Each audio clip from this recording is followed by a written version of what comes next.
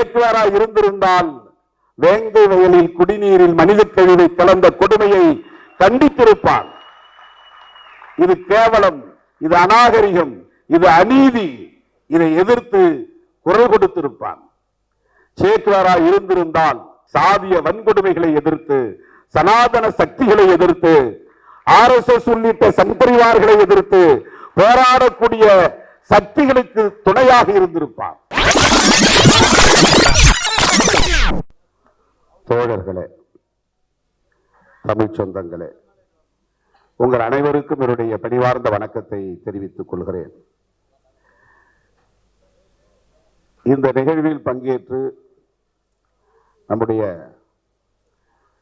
பெருமைக்குரிய அலைடா குவேரா அவர்களை வரவேற்று வாழ்த்தி பேசக்கூடிய ஒரு வாய்ப்பை எனக்கு வழங்கியமைக்காக மார்க்சிஸ்ட் கம்யூனிஸ்ட் கட்சியின் தலைவர்கள் அனைவருக்கும் என்னுடைய நெஞ்சார்ந்த நன்றியை உரித்தாக்குகிறேன். இது வரலாற்று சிறப்பு வாய்ந்த நாள். நம்முடைய என்னவெல்லாம் புரட்சி என்று சிந்திக்கிற போது நம்முடைய எண்ணமெல்லாம் சர்வதேச அளவில் நிறைந்திருப்பவர் சேக்குவாரா அவர்கள். எந்த வரம்பும் அவருக்கு இல்லை. வரம்பு கடந்த ஒரு சிந்தனையாளர், ஒரு அடையாளம்.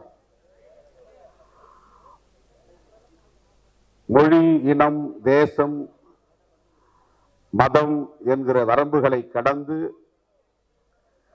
இளம் தலைமுறையினரால், ஜனநாயக சக்திகளால், இடதுசாரி சிந்தனையாளர்களால், புரட்சிகர சக்திகளால் நேசிக்கப்படக்கூடிய ஒரு மகத்தான ஆளுமை புரட்சியாளர் சேக்குவாரா அவர்கள்.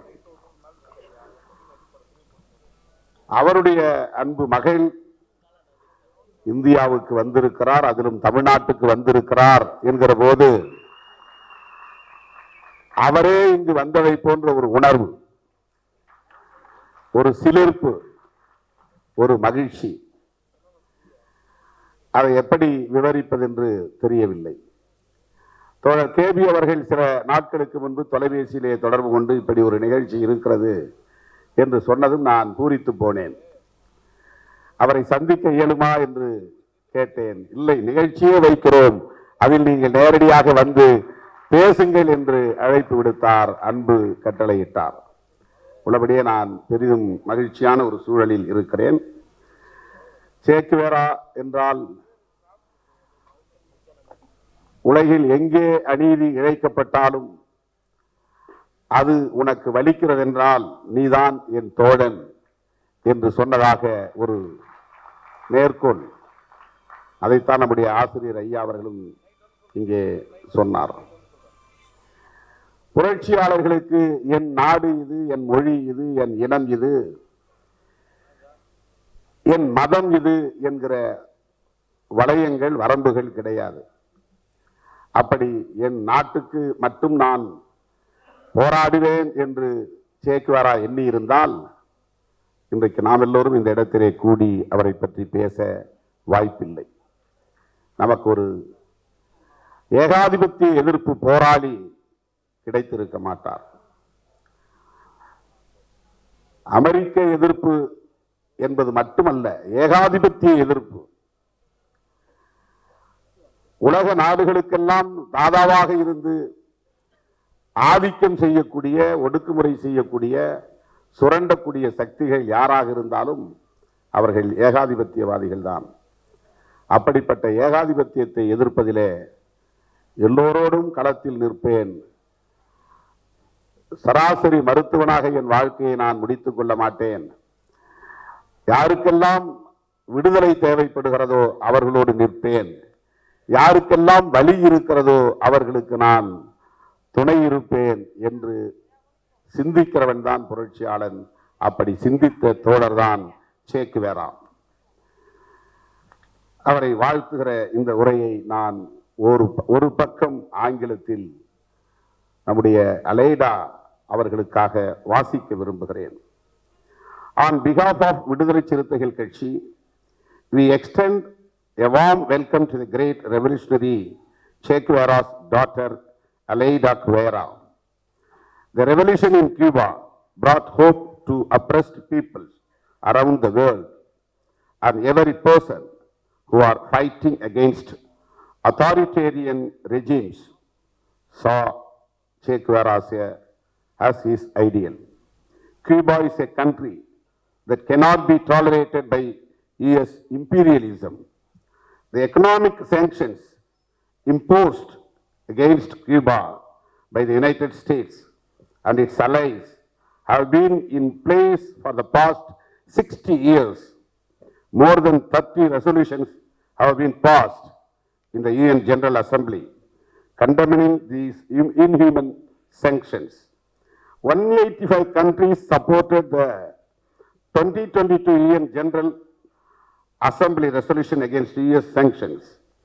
Mr. Barack Obama visited Cuba during his presidency and made some changes in the US approach.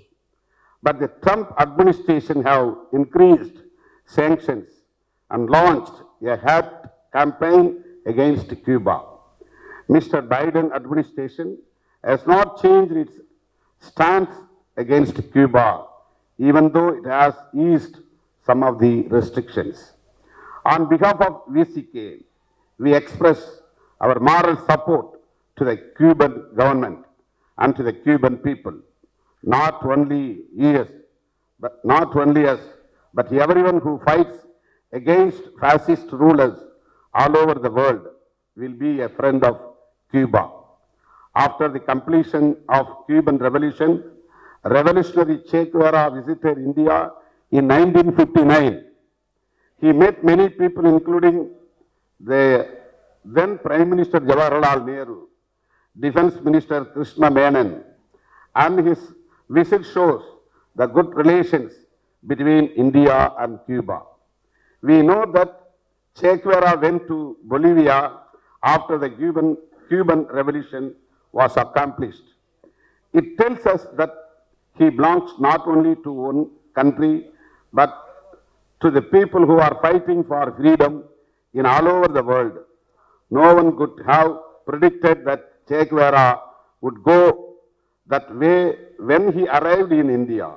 His words in a letter to his mother on his return from India indicated that he never wanted to be in positions of power. In that letter, he wrote as follows: I am still the same loner that I used to be, looking for my path without personal help. But now I possess the sense of my historic duty. I have no home, no woman, no children, nor parents, nor brothers and sisters. My friends are my friends as long as they think politically like I do. And yet I am content. I feel something in life, not just a powerful internal strength, which I always felt, but also the power to inject others, and an absolutely fatalistic sense of my mission, which strips me of all fear. I don't know why I am writing you this. Maybe it is merely longing of Aleida. The wording of his letter shows how much love he had not only for the revolution, but also for his daughter Aleida. When we see Aleida, Che Guevara's beloved daughter, we feel as if we are seeing Che Guevara. Your visit is not only to raise support for the Cuban people, but also to convey a message. The message is, don't hesitate to give your life to fight dictators. We would like to inform you at this time that Che Guevara is the biggest driving force for us in our struggle against Sanadana forces that are transforming Indian democracy into a fascist state. Red salute to you. Our love to the Cuban government and the people of Cuba. தோழர்களே, Che Guevara இன்று இருந்தால் ஈழ விடுதலைக்காகவும் அவர் தன்னுடைய ஆதரவை வெளிப்படுத்தியிருப்பார். அவருக்கு எந்த வரம்பும் இல்லை. எங்கெல்லாம் ஒடுக்குமுறை இருக்கிறதோ அங்கெல்லாம் போர்க்குரல் எழ வேண்டும். எங்கெல்லாம் அநீதி இழைக்கப்படுகிறதோ அங்கெல்லாம் எதிர்ப்பு போராட்டம் வெடிக்க வேண்டும் என்பதுதான் ஒரு புரட்சியாளனின் விருப்பம். சேக்குவாரா இருந்திருந்தால் வேங்கை வயலில் குடிநீரில் மனித கழிவை கலந்த கொடுமையை கண்டித்திருப்பான். இது கேவலம், இது அநாகரிகம், இது அநீதி, இதை எதிர்த்து குரல் கொடுத்திருப்பான். சேக்குவாரா இருந்திருந்தால் இன்றைக்கு இந்த மண்ணில் நீடிக்கிற சாதிய வன்கொடுமைகளை எதிர்த்து, சனாதன சக்திகளை எதிர்த்து, RSS உள்ளிட்ட சம்பரிவார்களை எதிர்த்து போராடக்கூடிய சக்திகளுக்கு துணையாக இருந்திருப்பார். இப்படித்தான் நான் சேக்குவாராவை புரிந்து கொள்ளுகிறேன். அவருக்கு எந்த ஒரு எல்லையும் இல்லை. புரட்சிக்கு எல்லா வரம்புகளையும் தாண்டிய வலிமை உண்டு. அப்படிப்பட்ட ஒரு மகத்தான புரட்சியாளரின் குருதி வாரிசு நம் மண்ணுக்கு வந்திருக்கிறார். அவர் ஒரு புகழ்பெற்ற புரட்சியாளரின் பிள்ளை என்பதற்காக மட்டுமல்ல, அவருடைய கருத்துக்களை உள்வாங்கிக் கொண்டு அதிலிருந்து விலகாமல் ஏகாதிபத்திய எதிர்ப்பில் உறுதியாக இருக்கிறார். அந்த புலிக்கு பிறந்தது பூனையாகுமா என்பார்களே, அப்படி தாய் 8 அடி பாய்ந்தால் குட்டி 16 அடி பாயும் என்று சொல்லுவார்கள் தமிழிலே பழமொழி. இன்றைக்கு சேக்குவாராவின் அதே சிந்தனைகளை உள்வாங்கிக் கொண்டு உலகம் முழுவதும் பயணம் செய்து வருகிறார். இந்தியாவுக்கு அடியெடுத்து வைத்திருக்கிறார் என்றால் நாம் அவருடைய கொள்கை புரிதலையும் கொள்கை உறுதியையும் எண்ணி பெருமைப்படுகிறோம், பாராட்டுகிறோம், வாழ்த்துகிறோம்.